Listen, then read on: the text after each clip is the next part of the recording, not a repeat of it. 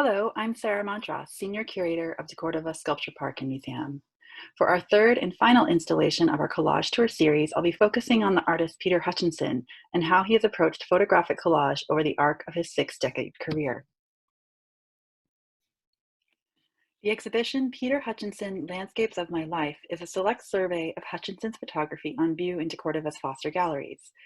Born in England in 1930, Hutchinson has lived in the United States since the 1960s and in Provincetown since the 1980s.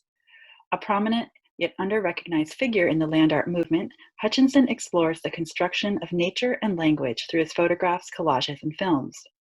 Collage processes in particular allowed Hutchinson to develop an idiosyncratic approach to systems of growth and decay, create continuities between microscopic and macro scales, and hone playful relationships of text and image. Among the first generation of land artists, Hutchinson began installing ephemeral artworks in remote locations to separate himself from an urban commercial art context. He staged his first outdoor pieces in the summer of 1969, underwater off the coast of Provincetown, Massachusetts. In the years that follow, he traveled extensively, arranging fruit, flowers, and vegetation into large shapes and words across deserts, mountains, and underwater. He created this work, Apple Triangle, in the desert foothills of a Mexican volcano, placing hundreds of yellow apples in a formation whose angles match the slant of the sand line above it.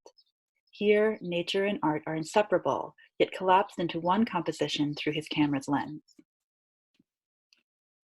Back in his studio, Hutchinson also began making photo-collaged artworks based on pseudoscientific studies, such as this piece, Molds and Mushrooms. Focused on themes of growth and decay, this arrangement of images and text simulate a diagram from a biology textbook. Yet Hutchinson's approach to scientific observation is infused with personal artistic touches. He identifies mushrooms as sculptural forms and writes that the bottom left image is of a fungi, quote, grown by an artist as a sculpture.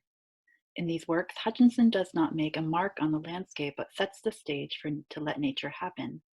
His photographic combinations bring disparate travels together, here from New York, Kent, and Rotterdam. As Hutchinson continued his travels, he deepened his collage practice, bringing together disparate locations into more elaborate combination. Disintegrating landscape presents an ecological composite where snowscapes, marshlands, and deserts abut one another. He connects these distant scenes through an oblong loop of yellow flowers he had previously placed in each of these landscapes. In the collage, they compose an embracing semicircle. The overall effect is almost proto-digital, like a computer screen with too many open windows that suggests the ease with which we leap instantly from virtual locale to locale. Shoal Beach Project documents a pink flower wreath that Hutchinson had installed and photographed underwater. Such interventions are typical of his earth art, which are collage-like in their process. Hutchinson would insert a natural element from one type of landscape into another terrain, provoking a feeling of elliptical mystery. This photographic collage that documents the underwater project looks as if he pulled out individual cells from a film strip, placing them side by side to show repetition and movement. Hutchinson moves permanently to Provincetown in the 1980s and there nourishes his devotion and knowledge of plants and flowers through his beloved garden. He develops photo collages of fantastical landscapes, combining images from his past world travels and scenes from just outside his doorstep. These collages no longer conform to the earlier blocky or storyboard style combination of image and text. Instead, in work such as Conflicting Seasons, lush flowers at the peak of their growth give way to sublime, distant mountain views. These compositions follow more conventional hallmarks of landscape painting, as you see in this example by British landscape painter John Constable, that provide minute details of flora and fauna in the foreground and deep recessions of distant views.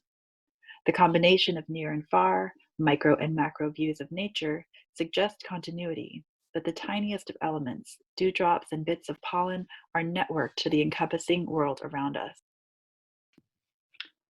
This detail gives a view into Hutchinson's process, where he carefully cuts out combinations of different flowers, all likely from his garden. Rather than purposefully showing the seams between each photograph, Hutchinson carefully cut out each work into shapes that fit beside one another, like a jigsaw puzzle. In some places, he uses a crayon or pastel to blend the borders even further and create greater continuity across the pictured flowers. As we step back, the full landscape comes into view, and we are overtaken by this abundant verdant terrain.